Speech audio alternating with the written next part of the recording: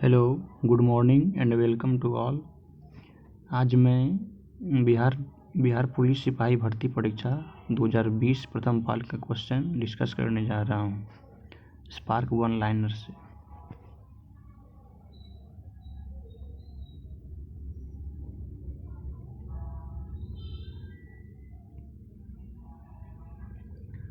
पहला क्वेश्चन है, कौटिल्य के अर्थशास्त्र के अनुसार राज्य के करों की वसूली के लिए कौन जिम्मेदार था?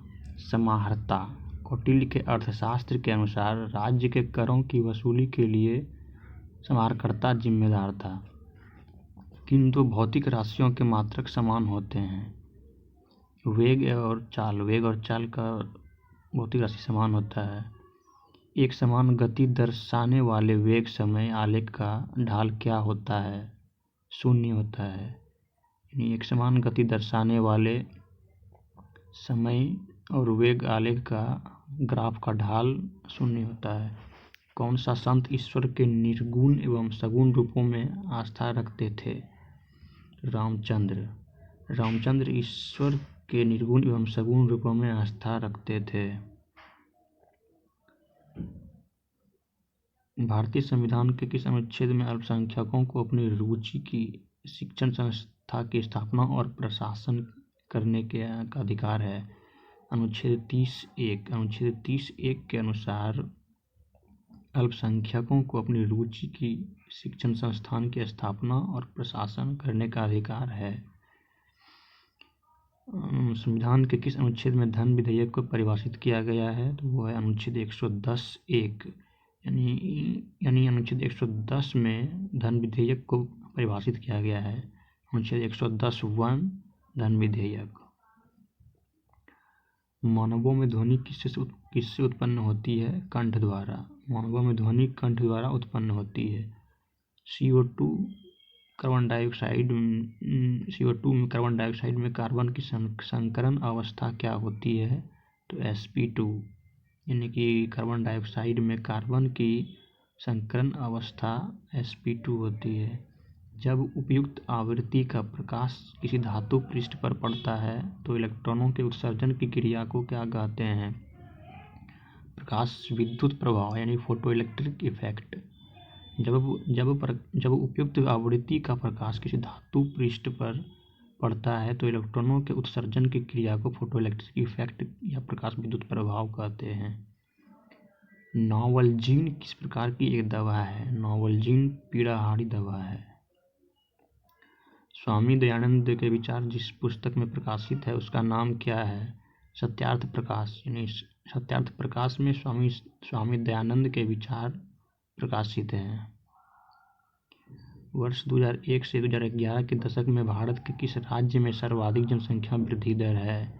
मेघालय में। वर्ष 2001 से 2011 की अवधि में बिहार के किस जिले में सर्वाधिक दशकीय जनसंख्या वृद्धि दर अंकित की गई थी? मधेपुरा में। यदि किसी गतिशील वस्तु का द्रव्यमान अथवा चाल दोगुनी कर दी जाए तो उसकी गतिज ऊर्जा क्या हो जाएगी? दोगुनी हो जाएगी। यदि किसी गतिशील वस्तु का द्रव्यमान आधा तथा चाल दोगुनी कर दी जाए तो उसकी गतिज ऊर्जा क्या हो जाएगी? गतिज ऊर्जा बराबर होता है 12mv²। जब औसत उत्पाद अधिकतम है तब एक कारक का सीमांत उत्पाद क्या होगा? औसत उत्पाद के बराबर। जब औसत उत्पाद अधिकतम है तब एक कारक का सीमांत उत्पाद औसत उत्पाद के बराबर होगा। वास्को डी गामा ने भारत की खोज कब की थी? तो 1498 ईस्वी में। वास्को डी गामा ने 1498 ईस्वी में भारत की खोज की थी। पूर्ण रोजगार प्राप्ति हेतु प्रभावपूर्ण मांग की कमी को किस उपाय से दूर किया जा सकता है? सरकारी व्यय में वृद्धि करके। यानी सरकारी व्यय में वृद्धि करके पूर्ण रोजगार प्राप्ति हेतु प्रभावपूर्ण मांग की कमी को पूरा किया जा सकता है। छिपकली किस प्रकार का प्राणी है? तो छिपकली एक सरीसृप है। छिपकली एक सरीसृप प्राणी है।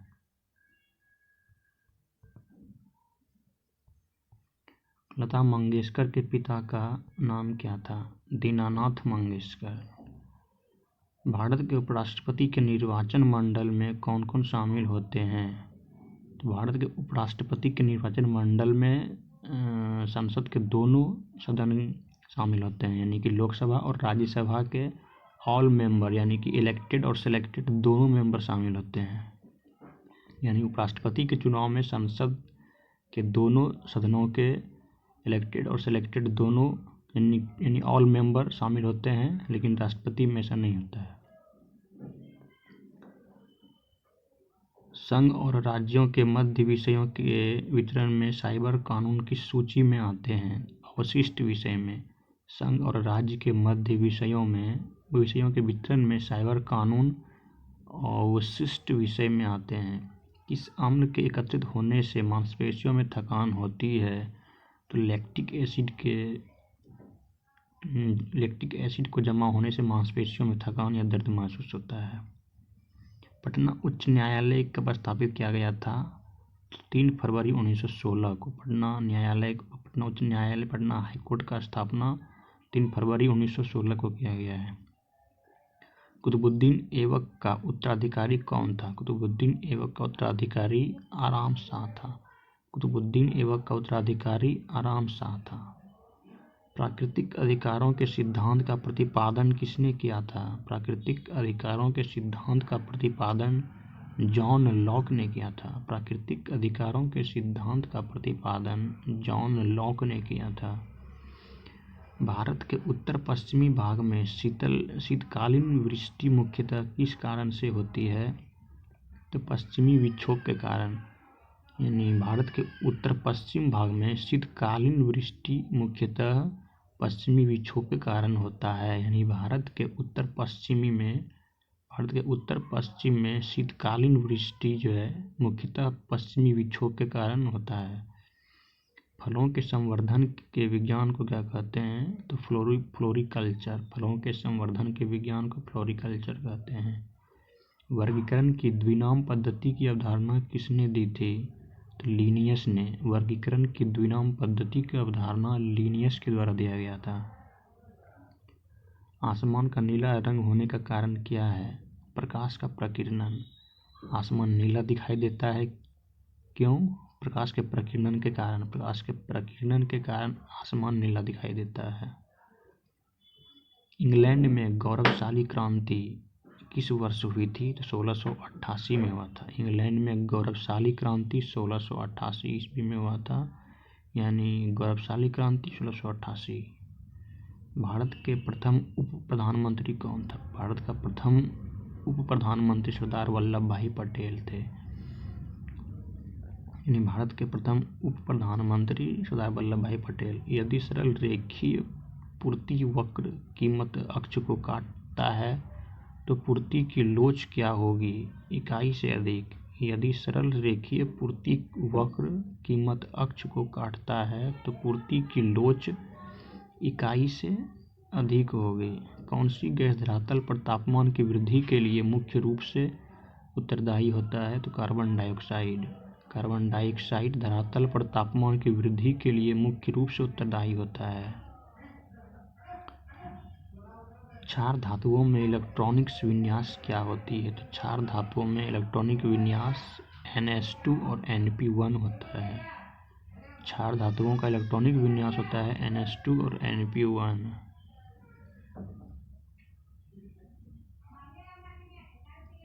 रक्त का थक्का जमने के लिए आवश्यक विटामिन कौन सा है? तो विटामिन K है। रक्त को थक्का जमाने के लिए विटामिन K आवश्यक होता है। भारतीय स्वतंत्रता अधिनियम कब पारित किया गया? भारतीय स्वतंत्रता अधिनियम 18 जुलाई 1947 को पारित किया गया। भारतीय स्वतंत्रता अधिनियम 18 जुलाई 1947 को पारित किया गया।